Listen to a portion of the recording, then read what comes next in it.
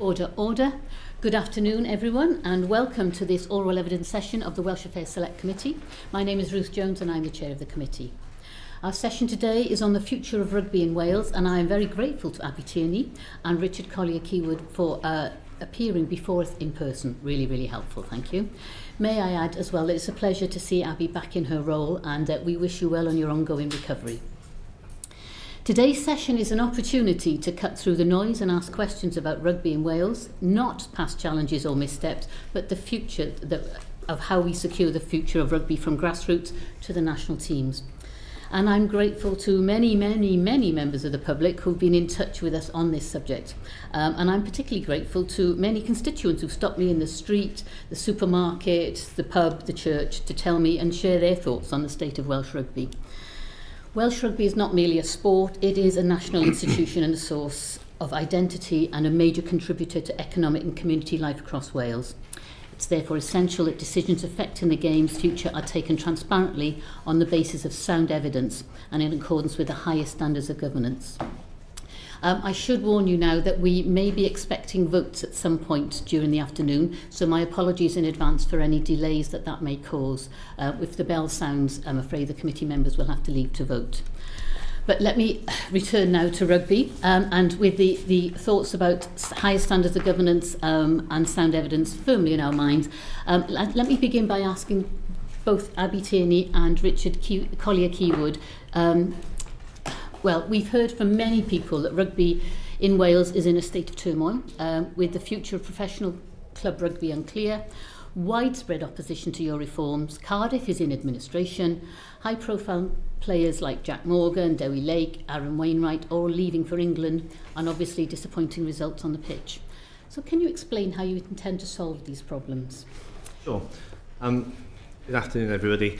It would probably be a good idea if I started back about 2 years ago when we put the board together, because as you rightly say, at that point in time governance was in a state of flux following the BBC programme which had happened earlier in 2023. So I spent the first 6 months between July 23 and the end of the year actually improving governance by recruiting a brand new board. As you probably realise, we have 4 elected members of our board who are drawn from the community clubs, and we have 8 members who are appointed, including myself and Abby. We have spent the last 2 years as a board building a sustainable future for Welsh rugby, and let me explain to you some of the components of that. The first is, over that period of time, we have professionalised and we put in place good governance.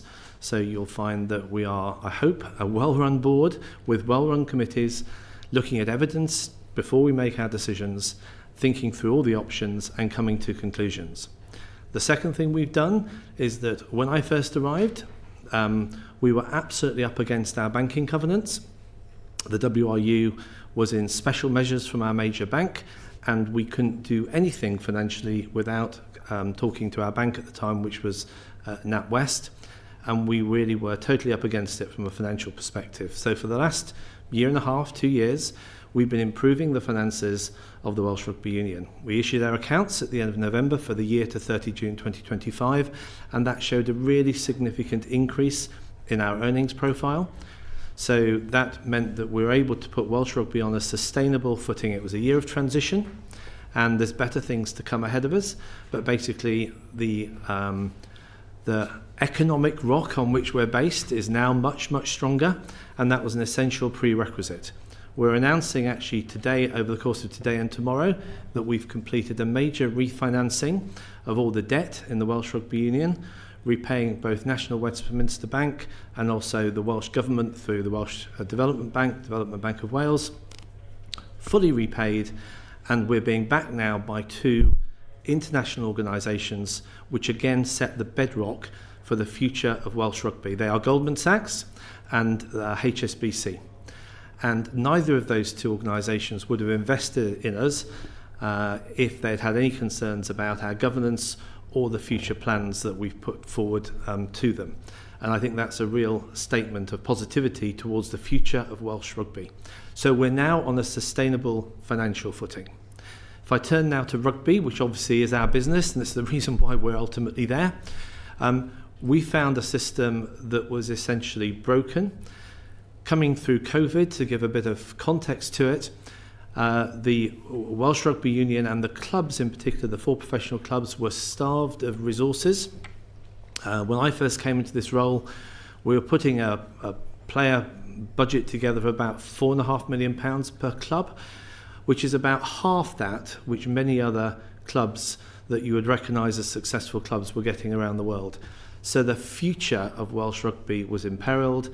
The investment had not been there in the past pathways by the WRU because of a shortage of financial resources, hence the reason why we're so focused in the first year and a half of putting financial resources in place. And if I pick up the story from where we are today, we have a plan to invest somewhere between 6.5–7 million into our clubs, which make them much more competitive on a European and national stage. Let me stop you there because we're going to talk more about the finances further on. But, I mean, basically the WRU is subject to ongoing widespread criticism, and you're also facing the prospect of an extraordinary general meeting. So do you believe you have sufficient support amongst the fans, the players and the club officials to take Welsh rugby forward? Yes, we do. And we understand that it has been a time of turmoil, and we're both strong Welsh Rugby Union supporters, so we feel that as well. But unfortunately, the rugby system was broken. The pathways were broken, and we announced back at the end of October, following the largest consultation, I think, in Welsh sporting history, a way forward for that, which included an investment plan of £28 million over 5 years to essentially fix that problem. And yes, we're at the start of it. We also announced a reduction, which I'm sure we'll want to talk about, in terms of the Welsh professional clubs from 4 to 3 clubs, because that is both the affordable way forward, but it's the way forward as well that will enable our rugby to improve. When we sat down as a board and looked at the rugby players that we had in the system who were Welsh, we didn't feel we had enough for 4 teams. We had something over 30 non-Welsh qualified players which were being paid for by our professional clubs in Wales, and frankly that was a waste of money in the longer term. So we've gone back to saying our goal is to have 3 clubs. The investment we've made will connect the community clubs, very importantly, to the regional sides, or the new 3 clubs, and that involves 12 PDCs, player development centres across Wales, which means that there'll be much more opportunity for young people in Wales to actually see icons and to play in an environment where they get first-class coaching. Let me stop you there, because obviously we can read the details. Thank you very much for that.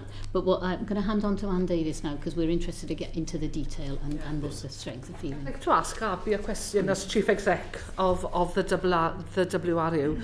As custodians of Rugby Union in Wales, how do you evaluate the cultural, social and economic significance to the country? And I'm thinking particular of the Welsh language in West Wales, which is my area, where our players have the opportunity to develop their skills naturally from grassroots, from their club level at your village club level in my patch, through to the regional rugby. So it's that element, how do you evaluate?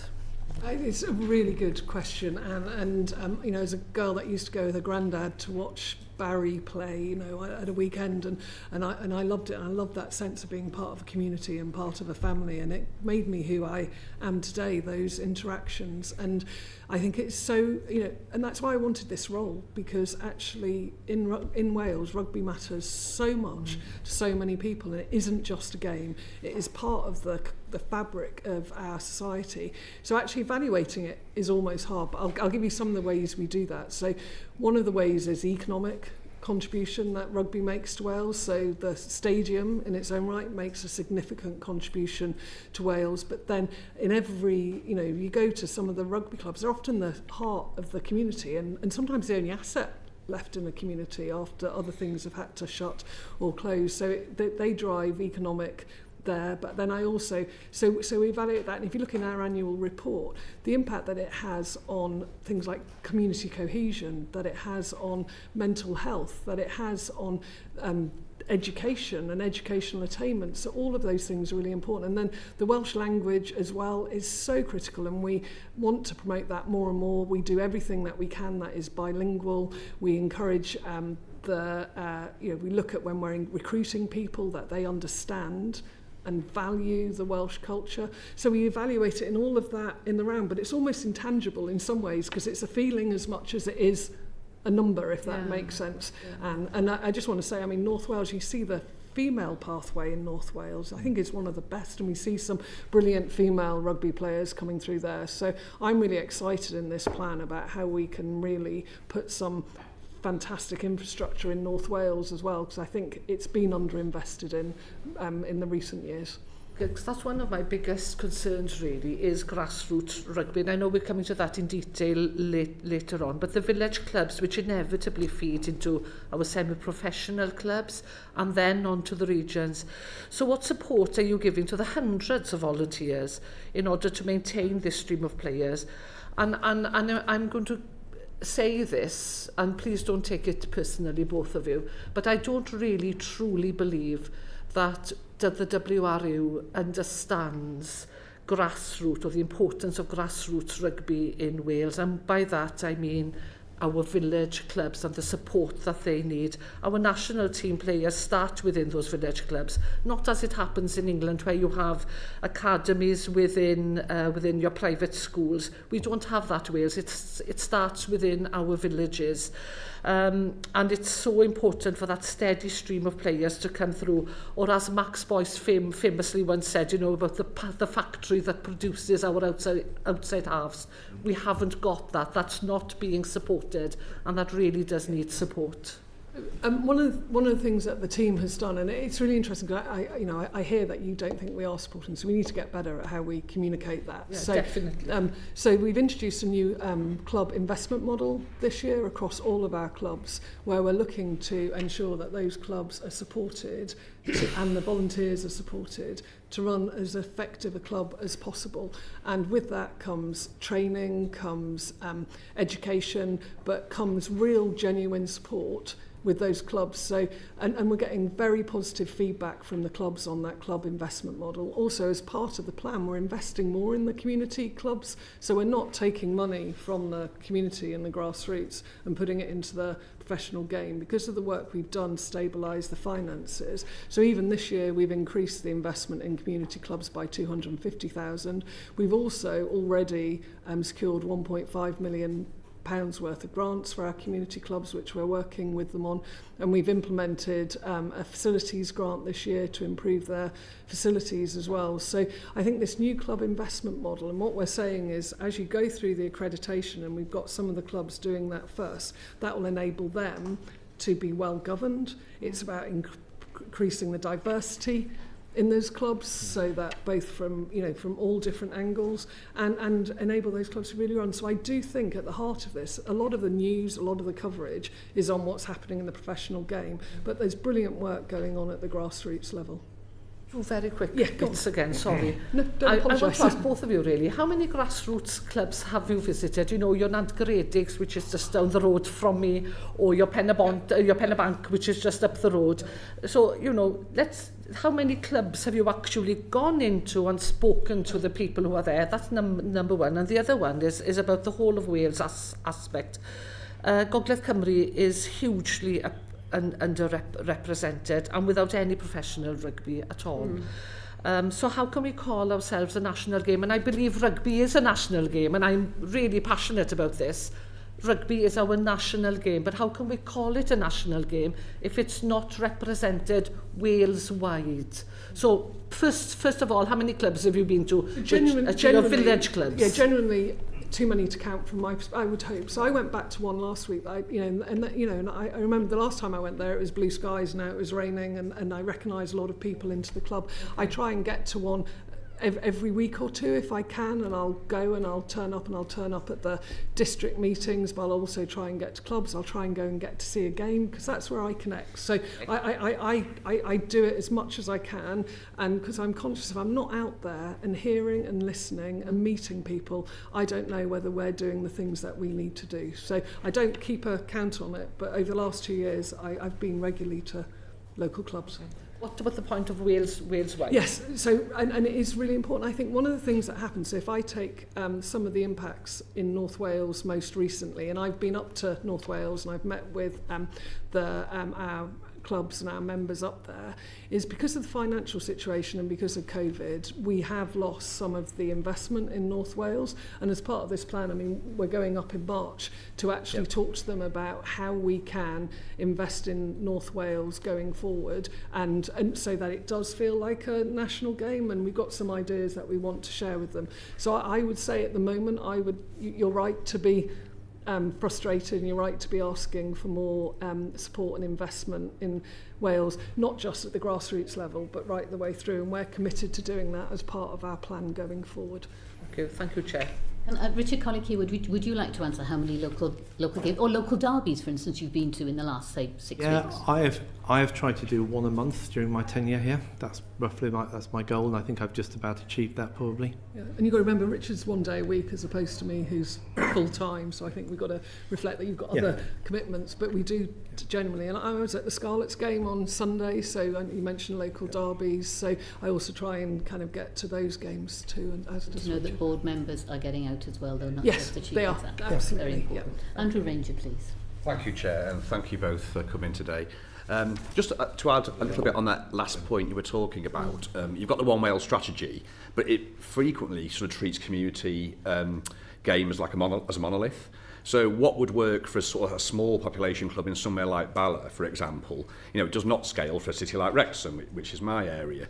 So, how is the strategy nuanced to help those sort of the differences between the high growth, high population centres in North Wales, for example, compared to the smaller ones that my colleague mentioned, perhaps? It is a really good question, Andrew. And having been to Bala, you recognise and how, just getting there, just how different it is, to somewhere like Wrexham or some of the heavier population. And the club investment model that I talk about, and it is, and I'm really happy actually, and maybe, we should have put that as some of the appendices, and we're going to be doing some videos about what we're trying to do there. It is absolutely at its core is about saying how are these clubs different and what is the different support that they need. So it's not one size fits all. So if I go somewhere and depending on the population, the demographics, how many schools feed into that club, there's all different factors that will drive that club and what it needs. And there's a number of different pillars in the club investment model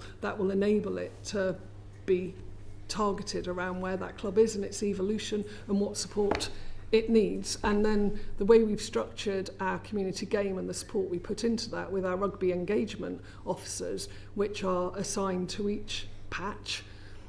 They know that patch, they understand what's the difference about that patch, so that they'll really build those relationships, and those clubs will know who is their person that they can reach out to and contact and can work with on what they need. So we're trying to make it as localised as possible, whilst and then the best practice bit that starts to come out of there, because actually clubs that have similar challenges can learn from other clubs because they'll see what they're doing. So we're trying to build that in as well. It might be worth you saying a little bit more about that move we made, because that was a very significant move to rugby engagement officers to try and improve the support we were giving to clubs.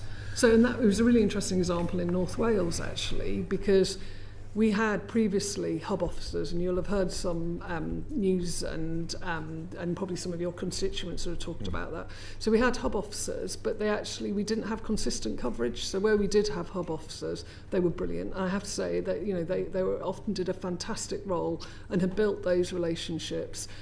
But because they were paid for partly by schools, and those schools were they paid for part of it. A lot of schools can no longer afford to fund their bit of those. So we found that there were some areas that had no coverage at all and others that still had great coverage, and we felt that wasn't actually a fair way of running the system when we only have so much money to spend. So we chose at the time, through consultation and with our council and with our member clubs, to change that model so that it was consistent coverage. So now every area has a rugby engagement officer that's a named person that they can work with, so that there isn't unequal coverage. Yeah, exactly. This is one of my Very later quickly, questions. very quickly. So how does that work though? So you've got some hub offices or engagement offices that are dealing with sort of 9 schools and several things, and in other places you've got sort of almost like a 1-to-1 ratio. No, So how does that work out in reality? No, we did really clear analysis based on demographics, number of clubs, number of schools and things, so that and even looked at the kind of distances that engagement officers would have to travel to make sure that so they don't all so we don't have that disparity. Obviously, it's not a perfect system and we're monitoring it closely. We've just done a 6-month review and we'll continue to do that. But we've tried to make sure that all of them have jobs that are doable and that everybody gets as fair a share of that input as they can. Thank you. Lee Tufnell, please. Thank you, Chair. It sounds sort of like you're approaching this like a sort of management consultancy might do. I don't know whether, is that something that you've considered in terms of the feeling from the community, the sentiment of the community, but the way you've done it in terms of, you talk about demographics, is that something that you're aware of and you haven't managed to bring your stakeholders with you because of the language and because of the way that you've approached this? I think, Henry, I think it's, and I've seen that criticism. So look, I think I'm not going to apologise for being data-led and evidence-led, but I think hopefully you've also heard in me that I absolutely believe and have a passion for the Welsh culture and the sense of community and family in Wales. So, because actually if we don't we were going to fail as a union and we were going to fail at all levels. We hadn't invested, we didn't have the money. So unless we took that evidence and data-led approach, we couldn't have secured the future of rugby. So I think you've got to somehow find a way to bridge the two. So I don't think there's anything... I think you can have a data and evidence-led approach that then protects Welsh rugby and puts it on a sustainable footing going forwards. If we need to reflect and think about how we're describing that and the language that we're using. But when I'm out in the clubs, I'm not getting that they're disconnected from it. I'm not hearing that. Well, I mean, we've had, extraordinary general, community clubs calling for extraordinary general meetings. I mean, that's indicative of the fact that maybe it's not all okay on the community level. I mean, and your response to that is that, that's just going to set back improvements following your, the report that came out that labelled you as sexist, homophobic, misogynist. I mean, that's quite a strange way to approach it, isn't it? In terms of, your grassroots is saying to you one thing, and then your approach is something different. So let's just factually, we haven't received anything from the community clubs. So I thought you had the Central Glamorgan Rugby Union. They have written to their club, to other clubs. So it's one club that is one associate member club has written to other clubs to see if there'd be a support for an EGM. We have not had received to right up till today. We've received nothing back. We have spoken to all the districts, and what we are hearing back overall, and we have spoken to every single district. That's for those who aren't aware of how we work. We have clubs, and then each club is part of a district. We are not hearing that there is general support for it, Henry. So I think it's again about the news and how it's covered, but we haven't yet had any call for an EGM. Richard, did you want to add anything to what Abby's just set out? Or? Yeah, I was going to come back to your professional point, to be honest, or the management consulting point. I would say that there is a balance here. When I first arrived, it wasn't to do with leading with evidence, it wasn't to do with looking at data at all. And I think Abby's really professionalised that with her team. And that's really important. If we're making very important decisions for the future of Welsh rugby, which is a massive economic contributor to Wales, I think everyone would want it done properly and professionally. And that's what Abby and her team has brought to that. That's not the way we communicate most of the time, depending on who our audience is. And also, the board, being at a board meeting is fascinating. There are 4 elected members around that table, and there's 8 people who are appointed. I think 11 of us are Welsh. We would identify as being clearly Welsh. One would identify as being English. And around that table, there is a very strong voice from community clubs, which is brought by the 4 elected members. They do a super job of representing the council, which is made up of 19 people, which we meet with regularly to brief them after every board meeting and to have conversations slightly more strategically every couple of months with them. So there is a really strong community voice around our table. And coming back to this culture point, in terms of evidencing these changes, you talked about these governance changes that you've done since that independent review. Are there more examples that you can provide to the committee about how you've used that review to embed systemic changes within the WRU? Yeah, shall I mention a couple and then you go on to the HR stuff? So I think the first thing is actually that we have been very clear about what behaviours are acceptable, both inside WRU circles and at clubs. And I spent a fair bit of time in my first 6 months or 12 months talking to individuals where behaviours were challenging, and we've tried to both role model those behaviours ourselves in terms of how we operate, but also where we have complaints, and we have opened up, very clear both whistleblowing and also direct complaints which are not necessarily anonymous. We've dealt with those complaints transparently and I think very fairly, with everyone involved feeling very heard about it. I will come back to one very difficult, I regard a very difficult period of time, which was with the Welsh female players' contracts. There, I was contacted by one of the Welsh players as effectively a whistleblowing exercise about how they felt they'd been treated. We sent 2 of our board members to do a detailed investigation of that. We found that a lot of what they said had been true. We apologised for it. I fronted a lot of those meetings with the Wales women players directly, together with 2 of our board members who almost worked full time on this for maybe 6 weeks. And we reached, I think, a successful conclusion. That was an example, I think, of us taking poor behaviours very seriously and acting on them and dealing with the people involved.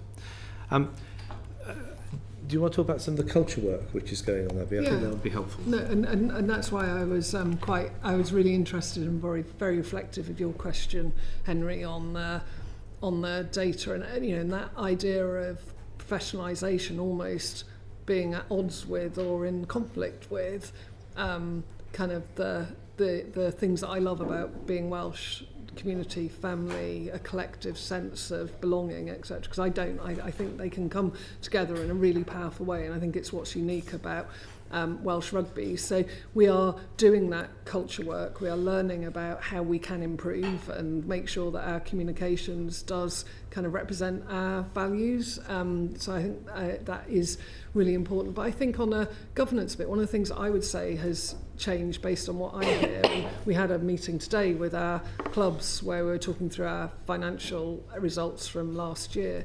And when I'm out there and talking to our members, and because we are a membership, they say you are so much more transparent than we've had before. So previously, I think WRU was seen as this kind of black box over there, but we're out there, and our CFO went to every district meeting to present our results from last year, was very happy to take any challenge, any questions, provide extra information if there was some. So I think part of that governance is about we're held to account by our members who are also our shareholders, which is why we also said an EGM is part of their process if they want it. But I do believe that we've put other mechanisms in place now for people to feel they can raise questions, raise challenge, scrutinise our decisions and what we're doing.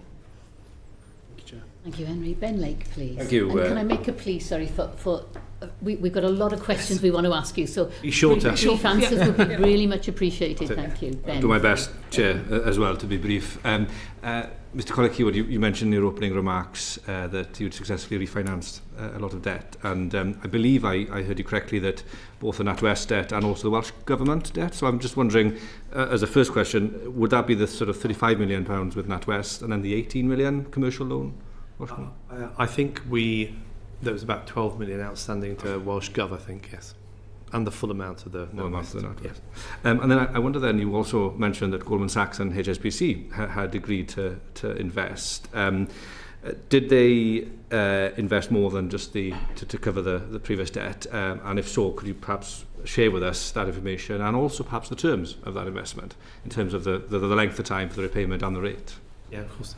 So I'm doing a little bit of this from memory, and if I get it wrong, I'll go back on the record with you later, if that's all right. So the core terms is it's shared roughly equally between Goldman Sachs and HSBC. Obviously, HSBC being more local to us in Cardiff, they'll provide the main core banking facilities for us. We have a 50 million total debt from them, with a 5 million for specific projects on the side of that, so 55 million in total. The terms are better than what we had before from Welsh Gov, by about 1 percentage point, I think. So, and this obviously changed. I think our terms are something like SONIA plus 2.75, I think, something like that. We have chosen to do, we were originally intending to refinance out for 10 to maybe 20 years, and we thought, and the reason why we approached Goldman's originally was because we thought we would get a better deal, longer term deal on the US paper markets, because I think of largely some of the turmoil that we need to sort out first. We didn't think going to the US paper markets at this point in time for a 10-year or 20-year debt would be appropriate. So having taken some advice, we've done a refinancing for about 3.5 years, I think, which we see as essentially a bridge to get us through the next 3.5 years, to enable us to make the investments we've committed to in this cycle. And, you know, probably in 2 years, 2.5 years' time, we will start to go out and feel our way into a longer-term debt refinancing. And a part of that would be also to do probably some significant redevelopments on the stadium and related areas. So, thank you. A couple of things, if I may, but thank you very much for that detail. You mentioned the stadium there, and I noticed that on Company's House is a charge on the 19th of January on that. Is that related to this financing deal with Goldman Sachs and HSBC? And then the 5 million that you say is effectively hypothecated, are you able to elaborate a little bit as to what those projects will be? I'm not actually sure we've determined all those projects as of yet. And the other thing that's probably very relevant in terms of thinking about where you're going with that is we did a deal in November, I think it was, with Aramark as a new food and beverage catering supplier. And although some of the terms of that are commercial, they put a very substantial amount of money on the table to enable us to do improvements in the stadium to do with our food and beverage offering. And obviously that gets recaptured through their contract over a period of time.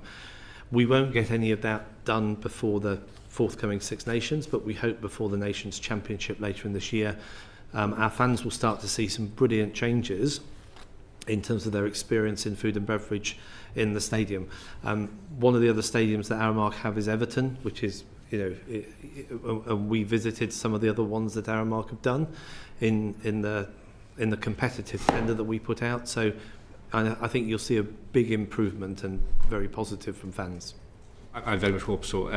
But the 3.5 years is obviously not where we'd want to be. And I know that's probably not where the union would like to be either. I'm just interested if you are able to share a little bit more about the sort of the information and the business models, I suppose, that you would have presented to the investors in order to get them to invest. And, you know, specifically of interest, perhaps, you know, are there any ticket revenue sort of targets or assumptions? And also sponsorship, because I think a lot of those deals are coming up. And how they might relate also to the structure of the professional game.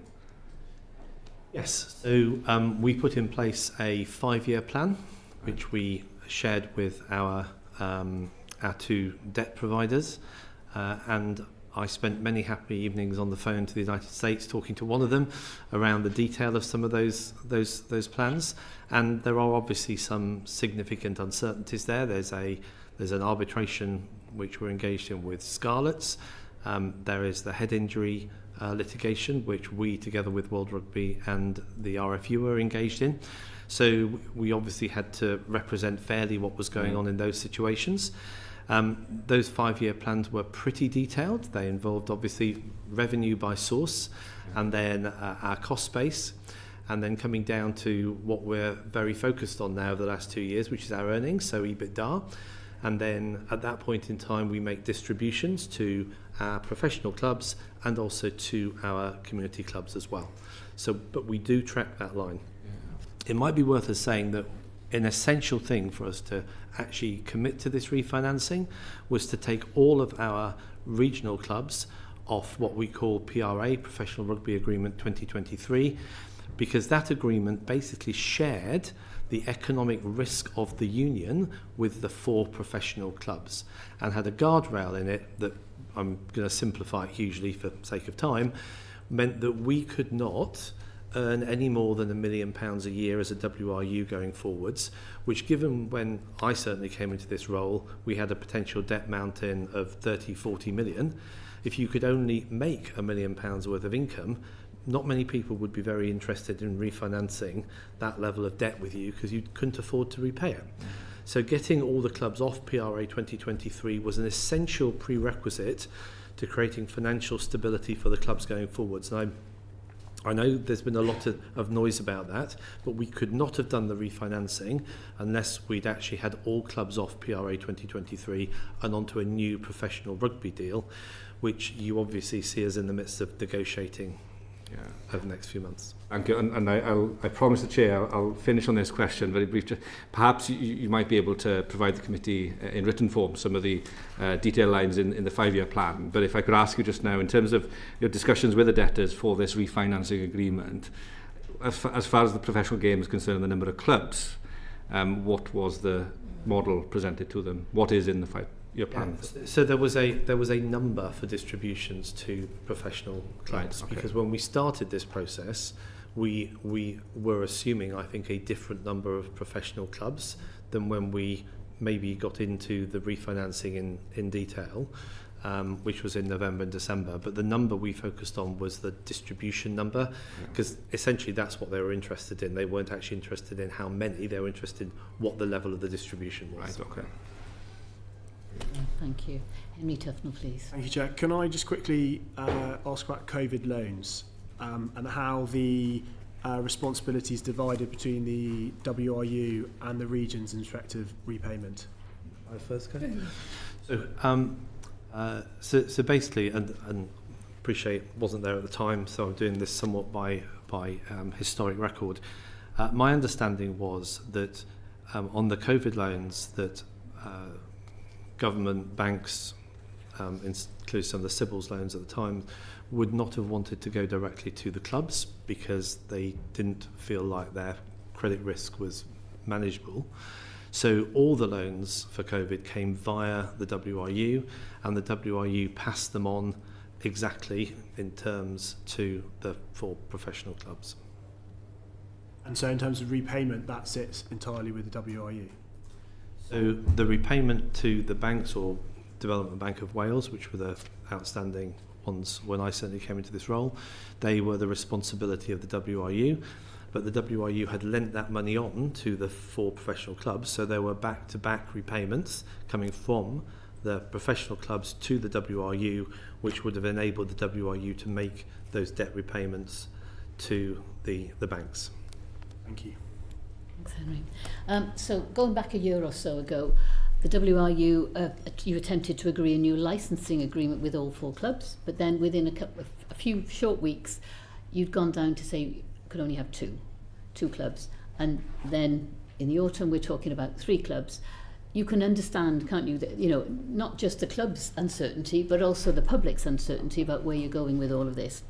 So I just wonder, why is the changes? Why are you chopping and changing? So maybe I can suggest that. So one of the things we spotted as a board was that we needed to change the basis for the reasons I outlined earlier from a financing and stability perspective, the way in which professional rugby was sort of financed in Wales.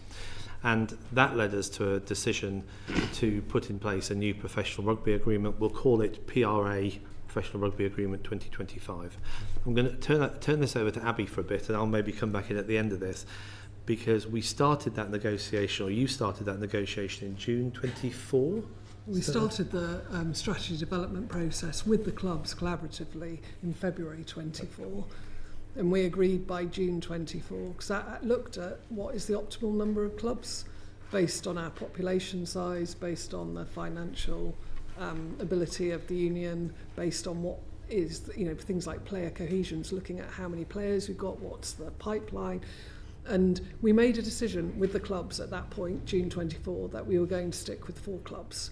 And we made that as a joint decision because it was felt the most important thing at that point was to get all 4 clubs onto a new agreement with more money, because at that point they were not competitive. And so we made that decision in June 24. We put an offer on the table in August 24. And we were still negotiating that in May 25. And in the Get the Dragons and the Ospreys to agree. it was at that point we were still negotiating it with all 4 clubs, and we had put the offer in principle on the table in October, and I think that was there's so much history there. I was coming in there was a lack of trust on both sides. I mean, Henry's touching on the COVID loans. There was a huge amount of anger at the WRU, and that trust, when you're trying to negotiate a new deal, is really hard. So we were taking our time, and the clubs were working really hard as well. So it was a genuine commitment on all sides to get a deal done. In the intervening period, we lost all of the games in the Autumn Nations. We lost all of the games in the Six Nations, and then Cardiff went into administration in the April. So the whole headwinds, and this isn't just for Welsh rugby, these headwinds were actually happening elsewhere as well, and you saw what's happened in England as well in terms of some of the sustainability of their rugby system. And so when we actually got to the point in May when we couldn't get all the clubs to agree, so we got Ospreys and Cardiff to agree, we sat and we took the difficult decision as a board and said, things have changed too much, we cannot keep doing this. And what we had thought was the right answer back in the, almost a year previously, too many things had changed. And sometimes actually a leadership question you have to ask is just doing the same thing and going along the same path isn't necessarily always the right thing. So that was the... Yeah, and I'll just add one thing to that. There were probably 3 or 4 broad themes that we wanted to achieve going from PRA 23 to 25. The first was we wanted to change the economic risk on the clubs, because one of the things the clubs told us was that it's very difficult to manage with variable income. So because there were clawbacks, if the WRU did badly financially, the WRU clawed that money back from clubs under PRA 2023. So the economic risk in relation to the performance of the Welsh Rugby Union was actually vested on the 4 clubs in terms of PRA 2023. We recognised that wasn't the right place for it. We should be taking that economic risk because we were the ones who were actually trying to manage the money machine of the stadium and other things. And we thought it was fair, we transferred to us. So the first thing we wanted to give the 4 professional clubs was certainty going forwards over the next few years. The second thing we wanted to give them was an increased amount of money. You heard me say earlier that when I came into this, we were, I think, about 4.5 million per player squad. I think from PRA 2025 it was at least moving to 5.5 million the following year, then to 6.5, to get us into a period of time into which we were putting competitive money on the table. The third thing we offered in terms of PRA 2025 was to change the balance sheet risk in the clubs. Again, when I was involved in this, the clubs had variable levels of debt ranging from roughly about £5 million up to, I think, £10 million order of magnitude. And these were clubs which were turning over £10-12 million. You shouldn't have that much debt involved. It was crippling the clubs. So we made an offer to all the clubs to basically capitalise up to £3 million of that debt, take the debt repayment away and take the interest payment away. The final component was we did want a little bit more control over the rugby because it was difficult for us to actually get the rugby system working seamlessly between the international game, particularly I'm talking about the men's game here, the international men's game and the men's club game. There was so much friction in that system. As Abby said before very well, there was very little trust between us and the clubs, and we've tried to be open and we've tried to change that over the last 2 years. And that was the fourth thing we wanted to achieve. So that was the backdrop to why we were trying to go from PRA 23 to PRA 2025. I'm still not clear though, why did you not persuade the Dragons and the Ospreys didn't sign? So the Dragons and Cardiff signed, Ospreys and Scarlets did not sign, and they felt that they hadn't been given sufficient assurance on how we were going to, it was over the Cardiff administration. Yeah. So there was, they wanted us to, there was a couple of things that they asked that we felt we couldn't do. So we gave them assurance that we would sell Cardiff. We didn't want to keep it indefinitely. We said we'd be completely transparent in terms of any money that we would spend on Cardiff. The things they asked me to do that I couldn't agree to, one was to, as owners of Cardiff, because we had taken it on when it went into administration, they asked us not to put the money in that owners were expected to put in, which would have meant, I felt, and I took this decision with the support of the board, Cardiff would have been left to basically decline. Now, I didn't think that was the right thing. It would have led to redundancies, it would have led to players leaving, and it would have led to poor performance. And if we were trying to sell Cardiff, actually it would have lost its value. So I didn't think that was the right answer. So we weren't putting any more money in. We were just putting in the equivalent of what the other 3 clubs were putting in. So then the debate became, well, you need to give us that additional money that you're giving Cardiff, but that wasn't affordable for us. So that was the key bit. We actually agreed to a lot of other assurances in a legal side letter because we'd got the deal agreed, but we couldn't agree to those 2 additional elements. And the final element, I'm sure we'll pick that up with the supporters Yes. afterwards. I'm just conscious of No, time. that's so the let me final move on. element was quite important actually. They wanted to sign off to how we sold Cardiff. That was the other one. Yes. And we weren't prepared to do that because the reason why we acquired Cardiff in the first place was to stop ourselves having over a £20 million liability, and we wanted to be able to actually deal with Cardiff in the right way going forwards and not to be in the hands of the 4 professional clubs in terms of taking that decision. It was our risk and we felt we should manage it. Jill German, please. Thank you, Chair. So the WRU set about a consultation on the reducing from 4 clubs. What do you believe will be the benefits to rugby in Wales of moving from 4 to 3 clubs? And bearing in mind that the WRU's consultation made the case for Model D, so 2 professional clubs, and said that was optimal in terms of financial stability and sporting performance. Will 3 teams be able to achieve your financial and sporting goals? Can I kick off on this, or do you want? Don't mind. Go on. Okay, so I suppose the first thing to say is we recognise that change is painful, and we went into this understanding that this will be very painful for groups of supporters. We didn't know which groups of supporters, but it would be painful for some, and also there would be a great deal of media speculation, interest, and causing uncertainty in the game. We tried to deal with one very important aspect of that up front, which is that we guaranteed all player contracts across the board, so we didn't want the players to feel exposed through the consultation period, and we explained that to players face-to-face in a couple of consultation meetings. So we went into it with 2 clubs because we were concerned about the lack of concentration of players playing with each other, and as a board we talked about it. We could have gone out with probably 3 clubs as well, but the things that we were trying to balance in this was probably 3 clubs gave more playing opportunities for our key players, 2 clubs gave less, 3 clubs was more expensive because you were funding 3 rather than 2, and the final thing was how much of the infrastructure, which just does not exist today in Wales, did we need to pay from a centralised basis with all clubs participating. I'll give you a couple of examples of that. So we had interacted a lot during the summer with the retired international players from Wales, and one of the key themes that they told us was that the reason why this group of players were so good was because they went through a national academy. There was relatively few of them and they got significant amounts of coaching, and so we wanted to replicate that in a national academy, and we've announced that we're going back to a national academy, albeit on 3 sites, but that will be run much more similarly to how it was run in the past, and we think that's an important piece of it.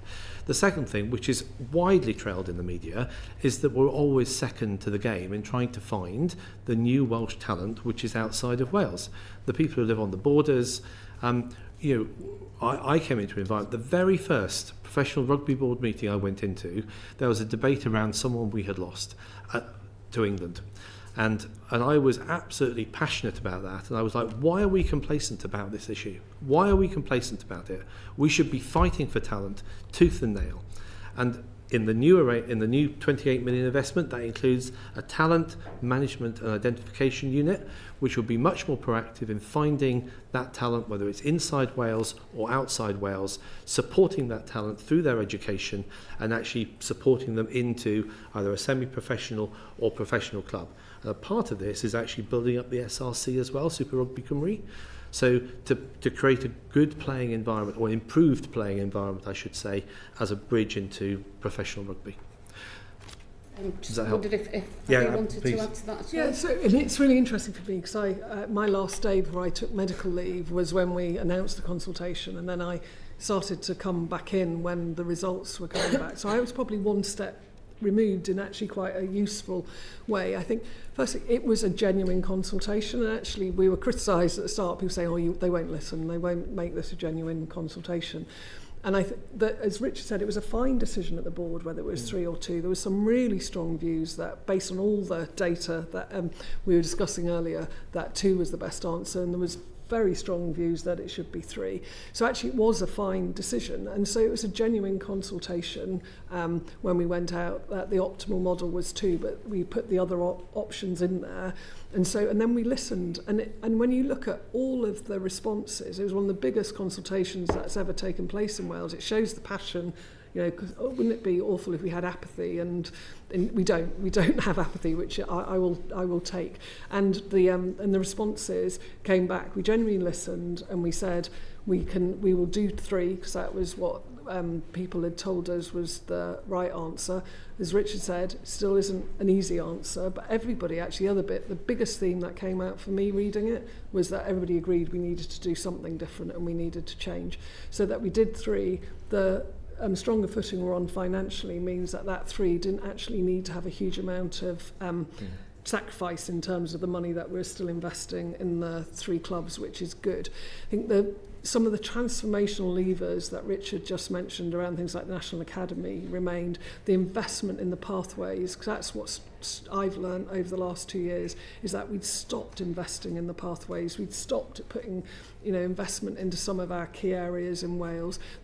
We really said as a board, we can do 3, but we can't afford to water down the rest of it, and we haven't done that.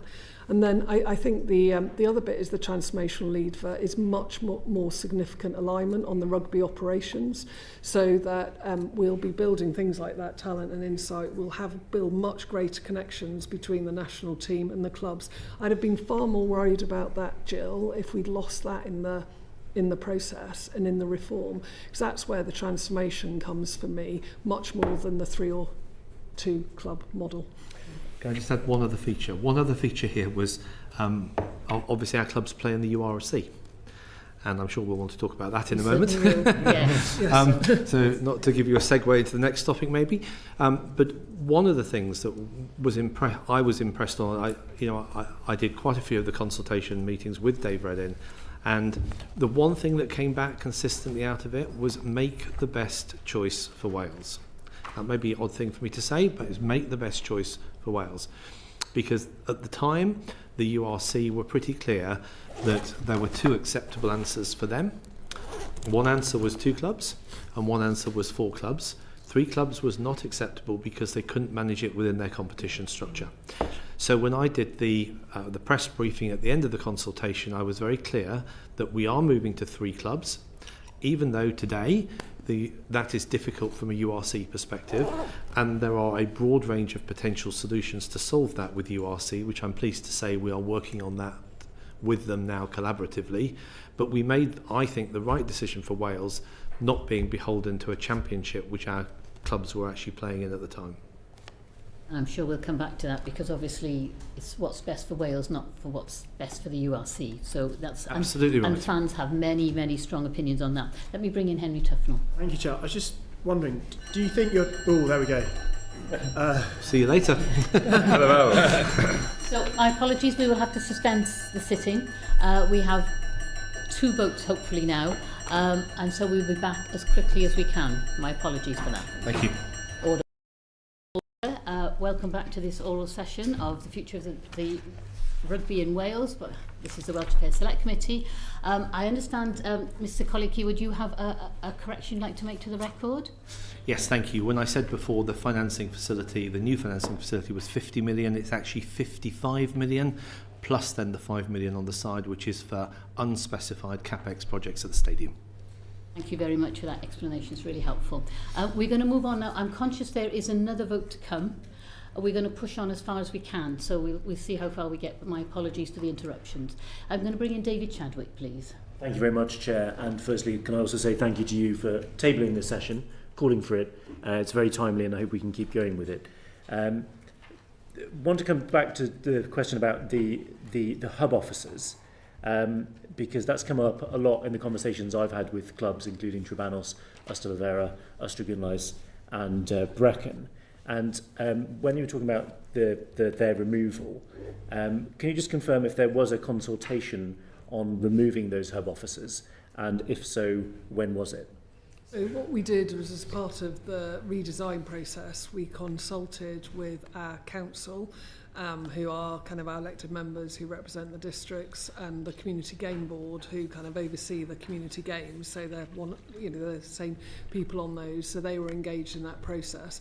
And then once we had made that decision, we consulted with the individuals that were so we engaged with the individuals. The challenge we had is that the hub officers are actually employees of the school, so it wasn't our formal role. They weren't our employees to consult with the hub officers. Did you consult with the clubs, or was the consultation with other people? So what we did was we with the representatives of the clubs in terms of the district members who sit on the community game board. Thank you very much. So the Ospreys are the most successful regional side in Welsh rugby, rooted in Swansea and the surrounding communities, including many of those communities in my own constituency. How will the former tendering process to decide the 3 professional teams operate, and when will there be an outcome? I will go there. So at the moment, the process we're going through is that we are trying to get to... Order. I will now suspend the session again. Now resuming the session, which is still the oral session of the Welsh Affairs Select Committee, looking at the future of rugby in Wales. Thank you for your patience to everybody in the gallery and to the witnesses particularly. I think we were a little halfway through with David Chadwick, is that right? Yes. Thank you. Yeah. Yes, thank you, Chair. Yes, we were talking about the formal tendering process to decide the 3 professional teams, and when will there be an outcome. I've now had the advantage, of course, of having a few minutes to think about. And what I wanted to just start with, because I heard your passionate kind of plea for the Ospreys in what you said.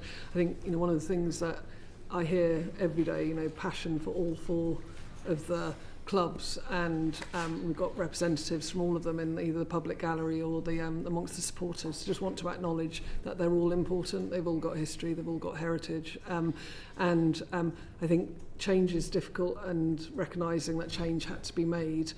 It was not going to be any easy decisions in that. What process we're in at the moment, David, is that we're going through trying to reach a consent route with the clubs rather than having to go through a formal tender. The reason we're doing that is because a formal tender will take time and effort, and what Wales needs right now is some certainty going forwards. And Ruth mentioned at the start about losing players, the impact it has on fans, the impact it has on staff. So we're in that process at the moment. It's only if that process fails that we will have to go to tender. So our focus at the moment is to try and find a consent route to reach a decision. If that does fail, then a tender process will take, what the time it will take. And, we've got in our plan that it would be 6 months to do the tender process, and then we'd reach a decision. But Richard, do you have anything to add? No. Fabulous. Next question. What do you anticipate will be the impact on the popularity of rugby in the region that eventually loses a professional side? And we've heard a bit about the potential impact on the Ospreys' proposed move to St Helens. So if you could factor that into your responses too, because as I said earlier, the Ospreys are the most successful team, and this decision could clearly have a deleterious impact on Welsh rugby. So to repeat, whichever team no longer is there out of the 4, there are impacts for all of those. So we're very aware of the impacts of any of the 4 teams. For Ospreys, I absolutely get how important rugby is in Swansea, and I think one of the things we've heard about today is it's not just about the professional team. And our investment isn't just about the professional men's team, it's also about the grassroots and the clubs, and we're increasing our investment there. It's about the SRC and Super Rugby Cymru, and you've got Swansea and RFC there, so it's about investing there as well. It's about what about the women's game, it's the player development centres, it's what we're doing with the regional training centres as well. So whatever decision we make, and we're in that process right now, we will be looking at how we can secure rugby in that way, so looking at all those different pathways and therefore trying to mitigate the impact of losing one of the teams. Do you expect match-going fans to switch allegiances to a new site? No, I think that's unrealistic. I think fans who have supported Ospreys or Scarlets or Dragons all their lives, and that came out in the consultation. What is special about Welsh rugby is the rivalry, and so to expect that, I think, would be really naive. What I think you can do is, when you grow young fans and young audiences coming through, is how do you attract them to play and to support their local teams, etc. So I think it's how you build that younger audience, because the other challenge we're facing in rugby is we've got an ageing audience and we're losing fans. We've seen the attendances drop at all the regional teams over the last few years. We've seen the attendances drop at the national team. So a really big challenge if we're going to grow the sport is to grow participation and grow that fandom.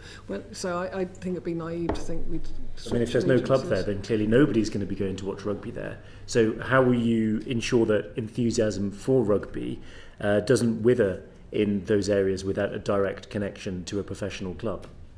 I think it's all those things I've just said at the pathway level, and and one of the things we really want to talk it's hard because we're in a confidential process at the moment, so I don't want to sort of move to solutions. So if I'm talking at a generic level, it's about all those different pathways. It's about a child at the age of 6 picking up a ball and wanting to play rugby and making sure there's the opportunities to do that, whether that's in North Wales, West Wales, in Cardiff or in Gwent, and I think that's really important. And then making sure that throughout that participation, boy or girl has the opportunities, has fantastic coaching, has great facilities, and fantastic match officials, and all of that ecosystem is really important. And then if your national team also starts to succeed, then that gives people role models and inspirations, where, again, men and women, for them to look up to. Thank you, David. A very quick supplementary. Very quick, yes. It was just one thing is just to sort of add on to that bit. You talked about investing in community organisations, because FAW is doing lots of aggressive investment in 3D pitches as well, and the rugby clubs are miles behind there, and without those they can't generate the passive revenue and all that kind of thing. So it's just to make that point, and they need that capital investment is really, really needed.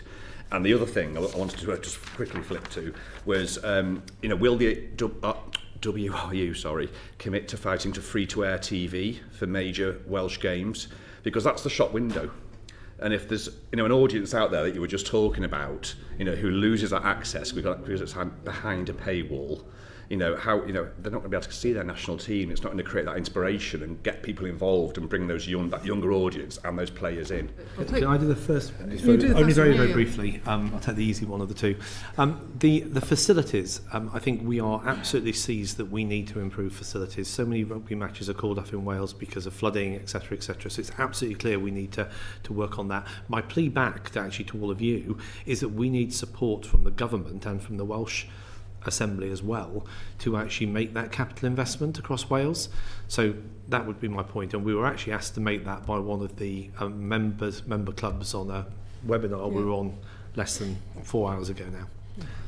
And we are investing, and it's another thing we need to communicate better, because we are investing a lot in facilities too, and I think it's just because we're so much more wider spread and we've got so many more clubs, it takes almost longer to make that impact. Free-to-air TV.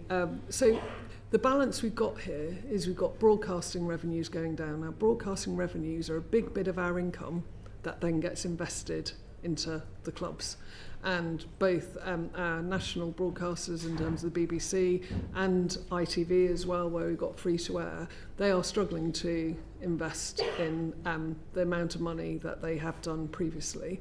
And we need to have competitive tension in that system as well. So there's a real balance, because if we keep losing that broadcasting income, then we've got less money to invest into the game. So I absolutely recognise how important it is to have free-to-air TV as much as we can, and you'll see that in the Six Nations this year.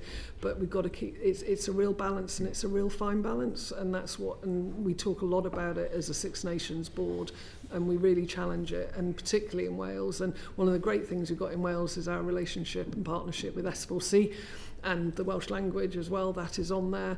And so the partnership we have there is one we really value. So, and that's both at URC and Six Nations level. So I think it's really important that we keep that too. I'm going to say, before I bring in Henry Tufnell, we're going to finish this first panel, we're going to close before 4:45, and then we bring in the second panel. Henry Tufnell, please. Thank you, Chair. I just had a question whether you thought that the WRU was overly centralising rugby in Wales, and that creates fundamental problems should you experience as an organisation issues or in the future, and how resilient that made rugby in Wales. You mean centralising in terms of the rugby operations side yes, of it? I mean effectively you control rugby. the whole. It's all operations within your purview to an extent. So that extent of centralisations can create problems in the extent that it falls entirely on you as an organisation. When we looked at the different models and where is succeeding, so if you imagine the smaller the population you have and the smaller therefore the number of players, so you haven't got the population and the players coming through that somewhere like a South Africa has or a France has. So if you look at where the countries that really succeed is where that they do have more collaboration, I'm going to call it collaboration, and more control over the small number of very rare and brilliant assets. And that is places like Ireland, where they have a much more alignment between what they do as an IRFU and the provinces. You've also got it in New Zealand as well, where they have all their players nationally contracted. So we've looked at where succeeds, where you've got a small population, and we've tried to build that in. I think then you've got a really important point on the implementation and the success of that implementation, and making sure that we build that and we build it in collaboration with our clubs. And a lot of it is new investment. It's not us taking what's happening in the clubs and centralising it. It's actually us, things you mentioned, the talent insight. We don't have that at the moment. And so that's not about centralisation. That's actually building something that's new and that is world leading to enable us to do better. But it's about phasing that and not trying to go too fast, too quickly. Rich, do you have anything that you wanted to add? Or? Not in the interest of speed. I know you're short of time. Okay. I think that was a good answer, Abby. Thank you very much. Henry Benley, please. Thank you, Chair. Forgive me, I'm going to come back to the finances if I may. I'm interested, firstly, just to ask you, what, if anything, did the 5-year plan that you presented to the two founders have to say about anticipated private investment in the regions or the professional clubs? We made assumptions in that plan around what would be the level of private investment that would come into Welsh rugby, and again I'm going to do this from memory, but it was pretty consistent with the situation today, whereby we achieve about between 1 to 1.5 million per club per year from those private investors. Thank you. That's very useful detail. It leads on to my second question, though, in terms of my understanding is that in order to attract private investment, some of the major drivers for that interest will be the influence over the playing, the running of the club itself. And so under the proposals of the new structure, it effectively seems as though you'd be denying private investment those opportunities. So I wonder, what would be the incentive? If you won the lottery, why would you invest? Yeah, so look, very, very good question. And maybe going back, we have 3 great sets of private owners at the moment in place, but they're all very different. We have some people who we would call benefactors who've supported Welsh rugby for years and years and years, and they've been tremendously valuable in that system. We also have a private equity investor in the shape of Y11 behind Ospreys, and they have they have a lot of still local passion for it. One of the leaders behind that comes from Swansea. But they also have a professional investment mandate to discharge as well. So part of the issue is that we have different motivations between some of the owners today. So moving on, we're trying to have a consistency going forward in terms of how we treat those private owners. And it is not our intention in the new rugby operating model to exclude them. We want them in there. mean, we see times when some of them go out to South Africa to try and find good young Welsh players in South Africa. And we want to encourage that. We don't want to exclude anybody from that. They have particular skills in running the clubs, which we want to encourage. We do not want to take on the running of 3 professional clubs going forward. That wouldn't be what our vision is for the WRU. So there are a lot of skills there, have a lot of experience in Welsh rugby. They know their teams, they know their people really well, and we want to make sure we harness that in the model going forwards.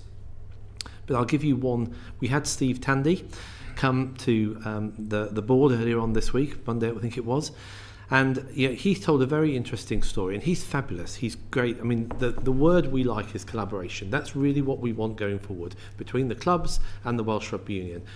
And Steve is, he's hugely collaborative, and I think he's been really well received in the professional clubs, and he spent a huge amount of time out with those clubs and the players. And he told the board a story that was basically he wanted a day with the players, not in a physical camp, but just bringing into camp the players coming in prior to the Six Nations. What he told the board is it took him between 5 and 6 days to organise that one day, shuttling backwards and forwards between the clubs, trying to find a day when the players were off. And it's that kind of cohesion that we don't have at the moment that we need to save his time and to stop the friction in the system. And this isn't about control.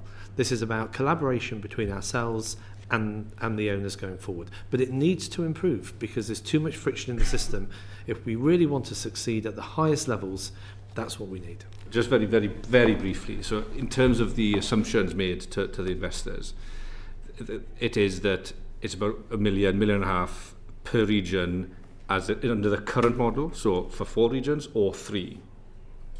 Under the current model, it's obviously for 4 regions. Yeah, so is that what they think they are supporting? So going forward, we're trying to have a financial deal that involves hopefully less complexity than where we were before, and encourages the current regions that survive into the 3 going forward to primarily repay their debt that's existing to the Welsh Rugby Union. We want to make sure that gets paid off first, and then on top of that, if we do make profits going forward at the club level, and we are, remember, supporting all the rugby costs at a club level, we would like some money back to contribute to those rugby costs which we're currently paying. That's broadly the nature of the deal that we've got on the table going forwards post PRA 25. And so everything will continue to work, as it were, provided the current levels of private investment are held up. Yes. Is that what you're saying? For the next 3.5 years? Yeah. And I think one of the things, by moving to a fixed funding system, an increased funding system and a simpler funding system, what we need to do is make sure that we're not going to end up in another Cardiff situation where any of the clubs are struggling financially. So we've really worked long and hard on a deal that will really secure those clubs going forward. That was another thing that we had to really reflect on, that that none of the clubs were financially thriving when we were going through all the consultation and all the negotiation. We have to make sure they're sustainable. My concern is that it's not an attractive enough proposition to attract more commercial private investment. However, if for the interest of time, perhaps we could write and get that detail. I mean, the 2-second version back is they all lose money, and we substitute the loss of that money broadly to pay for the players. That's fair dues because we also get benefit from those players playing nationally. But that's the thing. There are. I mean, I thought I read somewhere about the PRL that typically those owners put in £5 million a year to sustain those rugby operations on average. They're all different, but there is a lot of rugby clubs generally around the world do not make money. So if I was a private investor, would I be thinking about investing in them? Yes, because I love rugby. And the key is in that. We are trying with Y11 in Ospreys to create a different model going forward with that, because the importance of all that is that rugby clubs can be valued on the basis of their turnover if you're thinking about other forms of sport. So it's very handy to have a private equity player in that market to help us understand that and to support us and work with us as we think about how best to create an environment over the next 5 to 10 years where you will attract investment in for investment's sake. Errol Jones, please. Thanks, Chair. I want to talk a little bit about structures, if I may, because I think previously you've said that competition income doesn't cover the cost, and in terms of the overheads for professional clubs, it is high. So I suppose the initial question, primary question would be, is the URC the right competition for clubs in Wales? To have a supplementary, and sort of we are short of time, so I'll sort of delve into that as well, if I may. You have time, Gerald. This is quite important. Okay. Please take it. We'll go with the initial question first, and then we'll come back. Yeah. So we are in the URC currently. It is the competition that we are contracted to be in, and it's one that we will continue to be in for the foreseeable future. Some supporters representatives have said that they would rather professional teams competed with in the English league rather than the URC. Is that a realistic ambition, and is it something that the WRU intends to explore? And Gerald, it's a really good question, and we heard it so loud in the consultation. As I say, we are under so there's two things, isn't it? You'd have, we are under a contract with the URC, and it's a competition we are supportive of, and we're very much part of. And then you've got, you've got also England with the PRL. So you can't. And we're trying to explain to people it's not something that we can decide. That's not something that we can do. But are we working collaboratively, given some of the challenges that we said are facing rugby globally in terms of, falling fan base and falling broadcasting revenues? Think about what are the optimum competition structures in the future, and having conversations as unions, but also with those competitions we are. And they're really good, really constructive conversations to look at how do we build the best. So am I saying, is it realistic to have competitions where there is more games? Because it's those big derby games that I remember as a child that everybody wants back. We're talking about it, we're exploring it, we're looking at it, and we're doing that in as collaborative way as possible. But, in the meantime, we are committed to the URC. I think that was part of the sort of discussion about those sort of big derbies of the past, and would that be more attractive to match-going fans, and also in terms of television audiences as well, and obviously an income source through that. I mean, that's certainly something that's been put forward as something worth exploring. And I agree. It's not in our gift at this point in time, and I think we've got to be really clear. It wasn't that we decided we didn't want to do that. It's not within our gift to make that decision, but we absolutely understand. We've heard it, and we'll be working with the competitions and with the other unions to look at different options going forward. It may be worth just repeating, because this came out massively powerfully, as Abby said, during the consultation. And at the moment, we understand that perspective. We totally do. But we said, and I said in the sort of press conference at the end of the consultation, where we announced what we were doing, that we have an enduring contract with the URC, so we're committed to the URC. End of story. We also have, as part of that contract, a ban on playing in any other competition up to the end of 2028. So there is, that is where we are today. To get into the PRL, we believe every single one of the 10 owners would have to invite us, and the RFU would have to consent to that. We haven't received that invitation yet. But I think that the question is that the fans want it. I mean, I live in Newport. I can go to Bristol dead easily. I'm not going to go to South Africa for a Friday evening event. So I think it's really important that, as you say, it's an overwhelming suggestion from the supporters, the fans and the clubs. They would really like this. And I think it's to see the WRU have the ambition, we understand contracts, we understand that, but it's to say, yeah, we acknowledge, we hear you. We've heard a lot this afternoon about communications. You talk to the banks a lot. Yeah. We'd like, the supporters would like you to talk to them about where you are going forward, and I think that's really, really important. Can I come in on that? Because I think I agree, and I'll, as a fan, I absolutely get it. But we're also, and I'll be really honest here. We've got for us to sit here and say, we have partners in that competition that need us in that competition that we have a contract with, and so it's a bit like me saying, actually I'm a bit more attracted to that man over there, but I'll I can't, we can't do that. And I think it's really important that we've got loyalty and commitment to the other unions that are in that competition, that we're in a partnership with at the moment, to make that work as best as we can. But does it mean that we're not talking to them and talking to the other unions about the future structure of competitions and how we make them as attractive as we possibly can to fans? We absolutely are. And a really good example is the Nations Cup that's starting this year, which I'm really excited about. And we've got in the summer, so that's where, what was the Autumn Nations and what were our summer tours is becoming a competitive structure, and that's about engaging new fans and exciting current fans. So we absolutely know we've got to improve and we've got to do things differently, but we've also got to respect the contracts that we've currently got and be mindful of what we are able to do within those. I suppose I respect that, but I understand as well that divorces can be amicable and the second marriage can be much better and much more profitable. So you're taking my analogy. I don't think we want to go any further with that analogy. I want to go back to the grassroots rugby, and especially for me in Ynys Môn and for North Wales.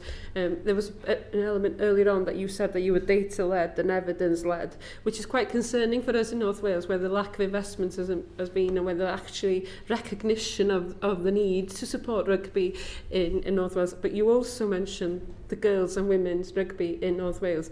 And I want to thank the volunteers, because that hasn't happened due to the leadership from the WRU. It's happened from the grassroots, and it's happened from Môn Stars and Ynys Môn moving up, and I can see these girls representing Wales now, but they started due to a volunteer, and I'm deeply concerned that there is not that clear recognition of the importance of grassroots in the strategic long-term vision of Welsh rugby for us to see our next. And currently this cloud over the WRU is turning our young people away from the sport and the confidence they have in the sport and wanting to represent not just their community, their region, but their country in this sport. And you've also mentioned about the investment in the player development centres.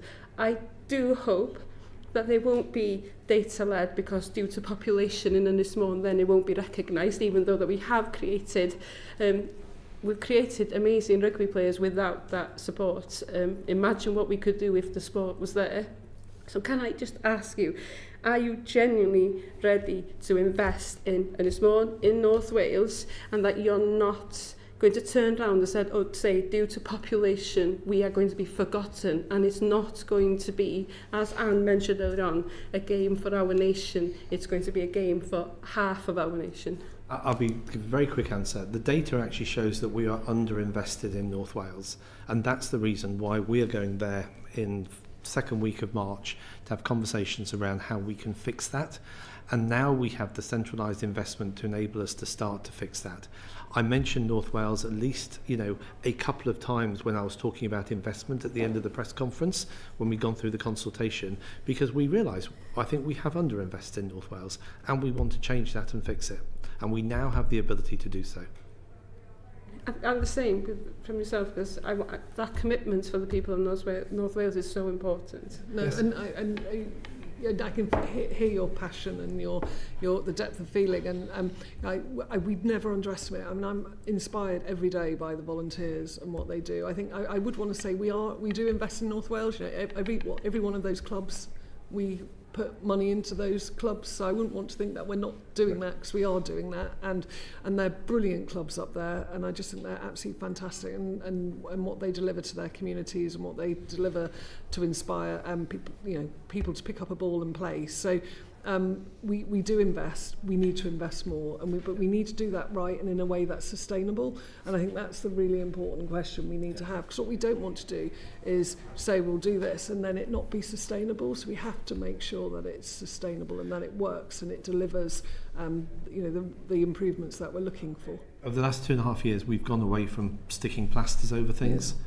We want to have a sustainable future. So the things that we decide, we want to make sure they're there for the medium to long term.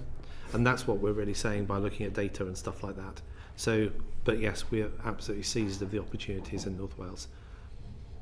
Thank you, Linos. And I just want to thank the two witnesses before us this afternoon. Thank you, Debbie Tierney and Richard Collier-Keywood. What you've said this afternoon has been really helpful to us, because it's expanded our knowledge. But I have to say we've had an awful lot of emails, letters, documents sent to us by fans and supporters and players who are unsure of the comms strategy. So I would urge you to make sure that your communication strategy is key. Otherwise, you're at risk of coming over as autocratic and dictatorial, and we don't want that, because we want everyone to be, we want rugby to get back up off its knees and get on with it in Wales. So that's really helpful. So I will now suspend the session. Thank you very much for your time and your patience. Oral evidence session of the Welsh Affairs Select Committee this afternoon, looking at the future of rugby in Wales. I want to thank the 4 regions who brought their representatives in front of us this afternoon. Thank you for your time and your patience today, and we look forward to hearing from you. Can I ask you briefly just to introduce yourself and say from which region, and your role within it? If I start with Grant Berni, please. Grant Berni, Vice Chairman, Ospreys Supporters Club. Thank you. Daniel? Dan Hallett, Chair of the Dragons Official Supporters Club. Lynn Glaister. I'm Lynn Glaister, and I'm Chair of CF10 Rugby Trust, which is one of the supporters groups at Cardiff. Thank you. Iwan? I'm Iwan Griffiths. I'm a member of Collier-Keywood Scarlets Supporters Trust. Thank you very much. That's helpful. Thank you to all of you. I suppose the most pressing question that has been asked of us is, can you explain why these recent proposals from the WRU have caused such angst amongst supporters and upsets, if you like? Why the outrage? There is definitely a whole load of outrage there. And what part of the WRU's model do you actually dispute? Do you dispute it all, or are there specific points that you dispute? So if I start with Grant and I'll move along. That's a grand opening question in terms of information there. I could take an hour, sorry. In terms of the chaos caused, people don't like change. When you look at the way the consultation's been carried out, the first question is do you think there's a need for change in Welsh Rugby? And everyone is in agreement, yes. How that's done, then, how that's achieved, everybody's got a different view on. And when you look at the proposals which were put out in terms of the consultation to go to 2 teams, that initially caused outrage, I think, amongst supporters and clubs in terms of doesn't look like it's genuinely realistic, and if you did that we'd be able to support a national team with just 2 professional teams. So from the start it looks like the preferred option looks wrong, and I think from that point onwards you're in the battle then between saying, well, 2 doesn't work, 3's got to be better than 2, and then we're told that, well, 4, we haven't got the money for 4 teams anymore. We talked about this earlier. No, it's gone from there's definitely funding for 4 teams to we've looked at it again, there's not funding for 4 teams with all the other things we want to do, and it almost feels as if the elite level is the area they're suffering because of mismanagement over a long time, and not just the last 2 years in the game. Oh, thank you. Dan, please. So obviously historically the Dragons haven't been the most competitive team, and initially when that happens the bags were out for us, but we are fortunate that we have a very strong ownership group who are just at the start of the journey to make us a more competitive team, a more financially viable team as well. So obviously, from our point of view, we were slightly more comfortable as we own our ground and we have that kind of stability built in, but it was still concerning that there was no, as Grant has said, the historic mismanagement or the lack of commercial kind of advancement from the WRU to create that funding that was available. That's the bit that was concerning for us, and I suppose with the continuation as we're going, would we be comfortable that the operation of the WRU would be in the benefit of the professional clubs? Thank you. Lynn Glaister, please. I think the reason why people care is there is a real emotion there, and there's a real passion for the sport, and that you're always going to have difficulties when you're bringing emotion and passion into it, but you have to, because actually what makes us great on the sports field is when you've got passion and your team is doing well, your supporters are calling and all that, and I think so the reason why it's a problem is because we care. We care about it, and we will continue to care. I think it's the length of time that everything has taken. There's an anger about the historical neglect by the albeit the previous regimes, the WRU, which led us to having underfunded clubs, which has meant that we haven't been able to fund. It's not just about players, you know, it's about at one point we were down to one member of a communications team. We jokingly called them a team, you know, things like that. And I think it's that anger, and it's the waiting for things to get better. And I think the pathways and the fact that we can see some things that are going well and they seem to be getting cut off, but other things, but we're waiting. It's the lack of the women's teams linked to the clubs. There's so many things. Sorry, I need to move on. No, I understand completely, yes, and it's helpful to have that. Iwan Griffiths, please. Yeah, as a trust, we've reached out to our supporters for a questionnaire, and we found that 90% of them actually were against the WRU proposals, and reasons stated they were against the central hubs and the central academies. They're also against the control of rugby at the regional level, taken away from the regions. So those are just two. I think people are also worried that if we lose a team, then it obviously might be their team, and obviously each of the regions has a unique perspective particular to their regions, but you know, a lot of our supporters are worried about the impact of the Welsh language in West Wales. It's a large area. They're worried then that there's a lack of evidence about how that gap is going to be filled, you know, from a social economic perspective as well as a cultural perspective, if losing a region happens. Yeah, thank you very much. Let me move on to Gerald Jones, please. Thanks, Chair. Sort of talk about, obviously, we all know in lots of towns and villages that passion is there for rugby at all levels. With the structure that's currently in place is relatively recent, so what would, in your view, describe why there is such an attachment to that structure, given that it's fairly recent? I mean, I'd start. We dispute that we've got a recent history, because our, you know, Cardiff was one of the ones who signed a very different agreement when it happened in 2003. So we strongly believe that we've got a long-going and proud heritage. But I think people get connected to their teams. People get connected to their areas, and that's the worry. If you go down into fewer teams, it's where are you going to get that next generation of supporters? And you don't really want to jettison the ones that are there now. You actually want to be building on them rather than about sort of moving on and think, well, we can bring the younger generation in. But actually they need some of the people who've been around for a while to run the supporters clubs until they can take them over and maybe make them more exciting. Can I add to that? I think all of the clubs that we're looking at now are born of clubs, elite clubs from the last 100, 150 years. Yeah. Some of them existed in more the format they were in, but the clubs are more fresh and quite different. But there's an entire generation of rugby supporters now who've supported nothing but these new professional elite teams. And I think when we originally went to a regional concept, if you didn't want to support a regional team, you were left with the teams you already had.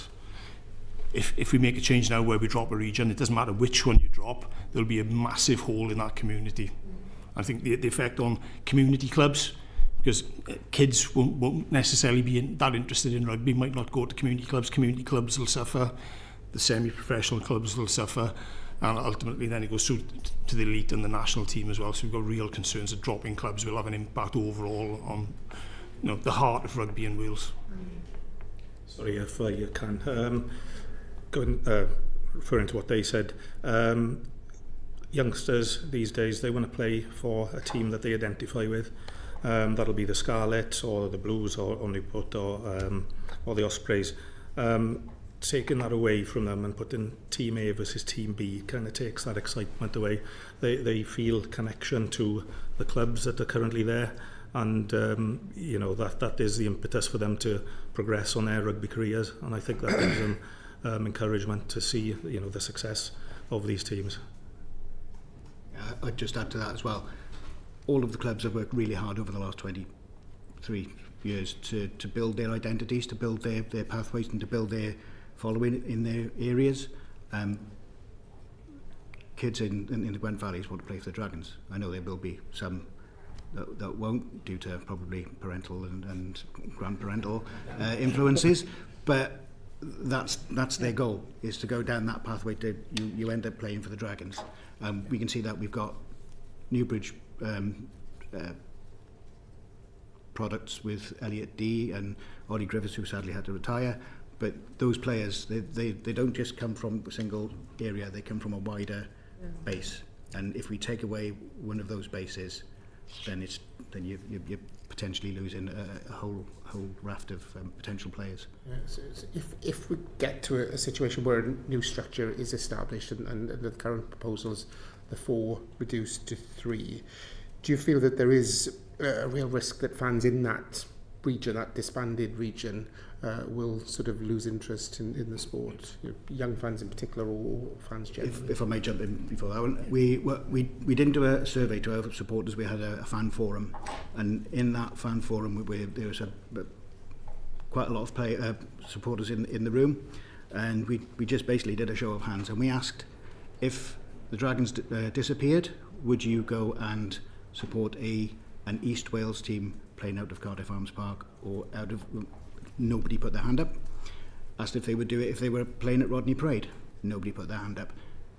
There is no appetite for a potential merger. There is no appetite for jumping ship to another team who have been historic rivals. And again, you're going to be alienating a large swathe of the population that are and have put thousands of pounds into following their teams. I think also I'd say that there's the identities that have been built up over however many years those are really important, and I think we see that the women's teams, a lot of stuff has been going on about the women's teams, and it's great, but I ask anybody, do you know which one of the two women, which one of those two teams, what area do they represent? Because they're names that don't mean a lot to a lot of people. And that's actually, I think, potentially a problem. And I think if you end up naming a team as East Wales or West Wales, it will never build any identity. Our survey also revealed that 81% of our supporters, or the supporters that filled in the questionnaire, would not support the team based in Llanelli without the Scarlets branding or the history and heritage associated with that brand. And I think what that proves is that this the plans put forward by the WIU assume that loyalty is transferable, and I don't think it is, and I think it risks disengagement, because some of those fans actually told us that they would actually walk away from the sport altogether. I'd back that up. We've had the same thing. We've all done the same thing because of the nature of the WRU survey. We all independently took it upon ourselves to ask our own membership how they felt, and we get the same answers across the board. Effectively, the people are loyal. People are loyal to an identity and a brand that we built up. Gerald, I'm going to move on to Anne Davis, please. Thank you. Just picking up on just what you said earlier, the rivalry and the tribalism, for use of a better word, is what Welsh Rugby is all about. And you think about the local derbies we have, even on our community game. I'm thinking of Ponteberem and Tumble. My word, the whole villages were out there. And this is how we've built rugby up in Wales. This is what rugby is in Wales. So what I want to ask you really is, what should the WRU be doing to make the professional game more popular? And is part of that getting out of the URC and getting into the Anglo-Welsh League? Because of course, supporting matches just across the border, coming from Bath, Bristol, Gloucester, is so much easier than travelling from Italy, South Africa. 100%. So, but anyway, I'm not putting words in your mouth.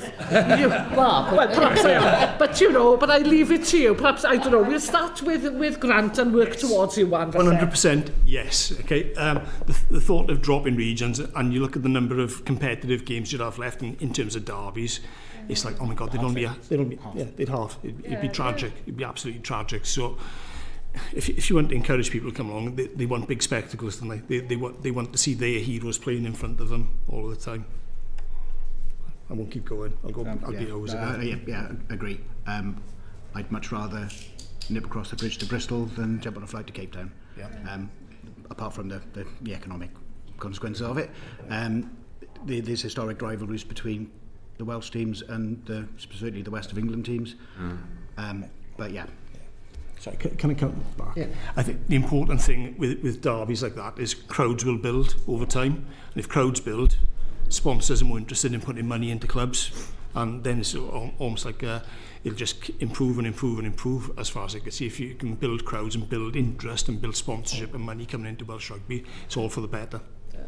I think for the current league that we're in, I think we're seeing the death of the away supporter.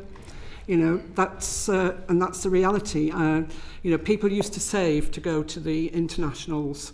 You know, they'd save all year, wouldn't they, to go to Italy, to go to France and things like that. And then when the European Cup came in, it was, right, well, and we can add a couple of European trips in as well. But now for our league, you're talking South Africa, Ireland, Scotland. You know, every other week there's a game that's as big as that. You know, currently I think all our teams are advertising trips to South Africa that are being run by, you know, by different groups that are basically about £3,500 to go for what will be 2 matches. And, you know, I went to Limerick a couple of months ago, and, you know, you end up spending quite a lot of money by the time you've got your flight, by the time you've got your hotel. And I think it's killing the away support. And, you know, it's killing us going there, but conversely, it's killing people coming to our games, and it's why we treasure the derbies, why we treasure, you know, like I went to Exeter last week on the supporters bus, and, you know, that was achievable. And also, you look at the contrast with the Christmas derbies. Yeah. Full houses, lots of passion. So why can't we have that every week? Yeah. For the record, I did go to South Africa last year to watch the Scarlets. It was a very expensive trip, and you know, that limits the amount of supporters that can go. I think maybe we possibly had about 200 people from the Scarlets region as supporters there in both of the games. But, you know, that's 200, isn't it? Not everybody can afford to fly halfway across the world to go and see their team. And, you know, but last week, for instance, Scarlets Northampton game, there was 5 or 6 coaches going up from Llanelli to that match. And I know on Twitter there was a reaction by one of the Northampton supporters that said that, you know, the Scarlets crowd there was the best they'd had in Franklin Gardens all season, and that they would fully advocate a Anglo-Welsh league, and that's coming from an English club.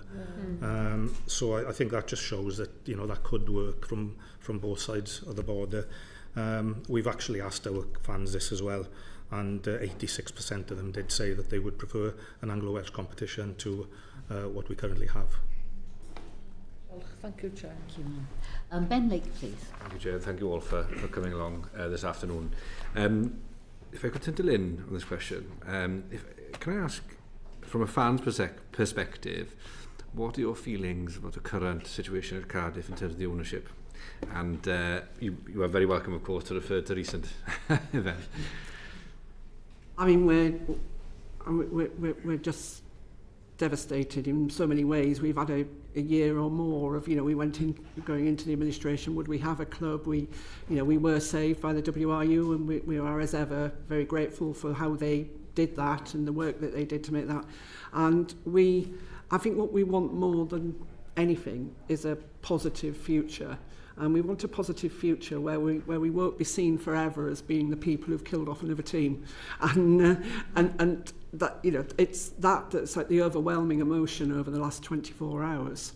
So it's sort of, you know, we're massively proud of Cardiff, and we want Cardiff to survive, and we want Cardiff to be there, and we will fight for that all the way.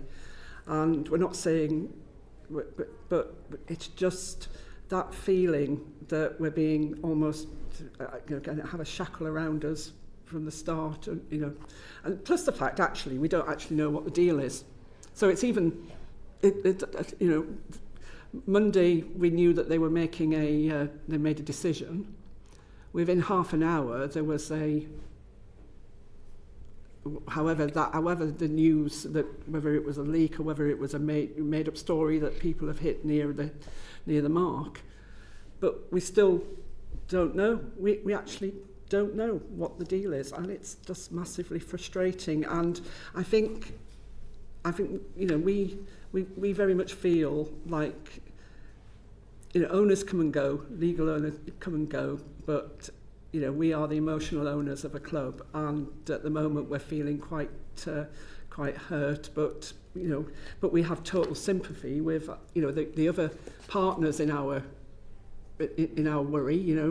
I did a double-headed interview with somebody from the Ospreys Supporters Club yesterday, and what they're going through, it's just terrible. So I think if I've got a message for the WRU, it's that secrecy's fine, but secrecy when there should be transparency is a problem, and sort of leaks or sort of vacuums that allow stories to be made when there should be confidentiality is causing a problem. No, thank you. And if I may, because of the recent announcement and events, Grant, can I also just turn to yourself about the current situation? There's massive turmoil with a supporter base at the moment, and I think the thing that frustrates people is the lack of information. I'm pretty sure that if an agreement was made on Monday, there would have been a plan for this week to contact all the relevant parties in the right order to roll it out in the right way. But with that leak, within half an hour, it means that players are finding out that they potentially not going to have a club, online in the evening, and we don't even know if that's the case. So, whilst nothing is signed yet and deals aren't done, the supporter base feels one thing, but there's players and sort of backroom staff and coaches, etc., community setups who are in a real state of limbo at the moment. I feel so sorry for them in terms of their mental health right now. And so it's not necessarily that in this particular situation, sorry, turn back to you, Lynn, it's not necessarily the ownership model that is causing the greatest concern. It's just this uncertainty. Yeah. And as you mentioned, the fear that it then might lead to consequences for another partner, and then that your club is held responsible for it in some way. We may or may not have concerns with the ownership model when we find out what it is. Yeah. So at the moment, it's the anxiety and the worry about and the sort of that, isn't it, really? Yeah, the sooner we have clarity, the better. Okay. Yeah, thank you. Thank you. David Chadwick, please. Thank you again, Chair. This is a question for Grant. Jack Morgan, Adam Jones, Justin Tipperick, Dan Edwards, Blethyn Bowen, Robert Jones, Rodri Thomas, Arwell Thomas, Andy Lloyd. I'm sure you've worked it out. Yeah. All have one thing in common. They all come from the Swansea Valley. So can you spell out, if Ospreys were to disappear from Welsh rugby, what impact would that have on our communities and Welsh rugby in general? I think the first thing is, when you look at junior sections in clubs, they struggle. And there's lots of merged teams and various age groups up the Swansea Valley. And I think if you get rid of the Ospreys, that's going to shrink even further. And I fear for the existence for some of the smaller clubs. Not just the junior sections, but right the way through to the top, the first teams. So I think it'll be irreparable damage if you take out a club in the Ospreys region, or the professional team. But the same applies anywhere. But you look at those names being produced just within 10 miles of each other. It's a hotbed, isn't it, of rugby going up the valley. Agreed. And Iwan, one of the topics we raised earlier was the impact of hub officers, who have been removed from the number was cut, and there was a discussion about whether or not a consultation happened on that. And as a consequence of this cut in the number of hub officers who are working in schools, for South Paris and Merthyr, that means that one hub officer is trying to cover nearly 70 schools. And so I'm just curious about picking up on this perspective of geographical distance and that sort of the troubles that creates. How successfully have the Scarlets supported and engaged with people across such a large geographic area? Well, they've been quite successful actually. There are 40,000 young people engaged through the Scarlets Community Foundation, and that spread across Pembrokeshire, Ceredigion, Sir Griffiths and some of Powys as well. So, you know, despite the, you know, the troubles they've had recently, they've still managed to put these things in place. And again, that is a big concern, because if that region was cut, then how is that gap going to be filled? You know, it's not just about that, it's about jobs as well, and it's about the money that that region adds to the local economy. The Scarlets added £17 million to the local economy last year. Over 5 years, that's £87 million. If it was quoted on pre-COVID levels, that would be £102 million over 5 years. There's 330 jobs and 220 suppliers to the Scarlet. So yeah, it's quite a big impact on the community to lose a region like that. Yeah, absolutely. I think you can map that across all four as well. Yeah. And if we had time, we would go into the details of, you know, and the socio-economic impact. I think it is massive, and I think... And linguistic. Yes, and linguistic too, absolutely. And that's sometimes underestimated, I think. I'm going to Grant, I mean, on your Ospreys supporters material, you show where the support comes from in across Wales. Yeah. And yeah. I'm fascinated because there's nothing in the Cardiff region. There's a little bit about where you're born. There's a little bit about where you might end up living, and there's a lot of people who just find Ospreys later in life as well. So we've gone out, and there might be some stuff come out in the media in the next day around what we've done around understanding why people outside of just living within our area. It was about 70-odd%. Yeah. 78% of the people who responded to our survey live within Swansea, Neath Talbot and Bridgend. Everybody else is spread all over the UK, and some people as well out in Europe. Yeah. You know, we've got support. We've got some supporters who travel from Madrid to games. Yeah, but my point is that Cardiff is not represented in that area, and we're talking about, you know, a takeover, which seems an interesting way of... Anyway, I just put it out there. The numbers we came back with. We were assuming people are being honest about where they live when they fill in the survey for us. I didn't doubt it. It was striking in the way the map It's quite striking as well when we saw when you live in Pembrokeshire as well. It was a bit of a surprise to us, that was. Okay. I suppose, let me ask quickly about the WRU's approach to the professionalism of women's rugby. You know, we're talking about 2 professional women's teams and then potentially 3 regions. How do you see that aligning? Let me start with Iwan and then work the other way. Yeah, there's a mismatch there, isn't it? And I'm not sure that's been thought through properly. Maybe it has, but the evidence hasn't been put forth to us. So, you know, you would have thought that if you have a regional team, there would be a women's team associated with that region. So if you've got 3 regions or 4 regions, you have 4 women's teams or 3 women's teams. So, yeah, you know, I don't see any evidence to say that 2 women's teams and 3 men's teams will work. Thank you. Lynn, do you want to... The first Women's World Cup was held in Cardiff, and that's really important to us. Our Community Foundation director is an ex-Welsh international, and it's just desperate to us that there isn't a women's team in the capital city of Wales. So I will say, you know, I would say that if there are one of those women's teams that exist, then we as supporters want it to be in Cardiff, where you can build on the support for the other Cardiff teams, and can bring in like we've got some excellent networks with the Cardiff schools rugby and the Rhondda schools rugby and the like are doing excellent work with the pathway with the boys. We want to see that emulated with women, and we've got the universities. We think that you can build a team, and we would like to see that back again, really. And what are your thoughts? Women's game is relatively in its infancy, considering its maturity and the structures underneath it. In the proposals that were in the consultation that seemed to be wanting to run before they could walk, there is no fully professional women's team in the world. They have professional players, but they're interspersed with semi-professional players. most of the Welsh internationals are playing in the English League.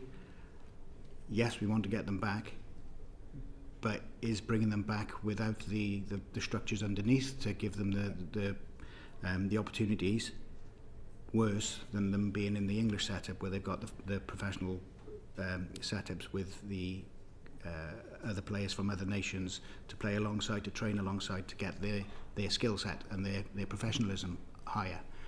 So yes, I would like to have the women's teams to align with the men's teams. Personally, I would prefer it to be 4, but we won't go into that one. But I think there's a lot of work to be done initially to get it to that stage, and I don't think we're anywhere near that at the moment, but it does need an awful lot of investment, which is definitely needed and definitely welcome. Thank you. Grant. I think alignment with the universities would help in terms of developing that fundamental player base in the women's game as well. There's something to be said, isn't it? We talked about lightning and thunder. Nobody knows which one's which at the moment. So in terms of identity, yeah, there's got to be alignment with the clubs. Doesn't matter if it's only 2 out of 3 or even 1. It's got to be a brand that's easily identifiable and people can get behind. Because I think if you had a women's version of a men's team in any one of the regions now, there'd probably be a lot more support for those teams, just through identity and people loving a brand and being proud of their identity as well. Yeah, I think it's a laudable ambition because actually, you see football in the women, it's taken off, hasn't it? And, we're lagging behind in terms of rugby with women's representation, and we need to be, I say we, the WRU, the clubs, everybody, we need to embrace women's rugby and we need to make it work, and we need to find a way to make it, that we can market it as well. Thank you. I'm going to take Chair's prerogative and I'm going to ask one last question. In terms of going forward, you've all talked about the communications between you and the WRU in varying shades of opinions. And I just wondered, if you had one plea to the WRU, what would it be in terms of going forward now? Because it seems that we are on the cusp. We're a nation of rugby lovers. We're passionate. You've seen that from the members around this committee table today. What would the one plea be to the WRU? I'm going to start with Dan and I'll go around that way then.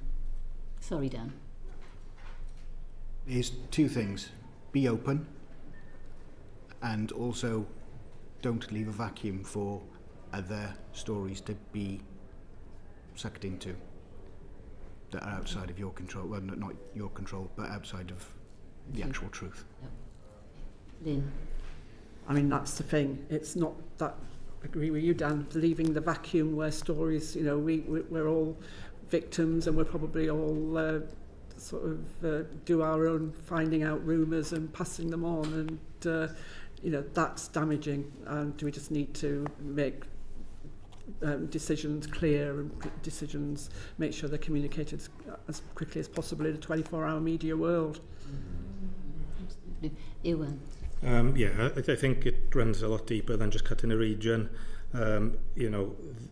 What needs to be considered very seriously is the effect it's going to have on communities, the effect it's going to have on socio-economic impact on the areas, and they really need to consider that. And it's once you put these things in place, if you move one away, you can't just go, all right, we made a mistake and we put it back in 2 years' time.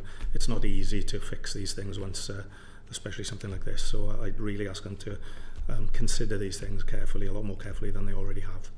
Thank you. And final word is Grant then. I would echo that. I think if shrinking the number of professional clubs doesn't improve the overall performance of the elite teams and the national team, we might never recover from this. And the request of the WRU is please don't manage our decline. It's our game. Thank you. That's very, very powerful messages there. Thank you very much. I want to say thank you to all 4 of our witnesses here for the second panel for your patience with us this afternoon. And I want to say thank you to the committee members who've been here today. It's been an excellent session. We've learned a lot, I'm sure. But I'm going to bring that session to a close now. Order.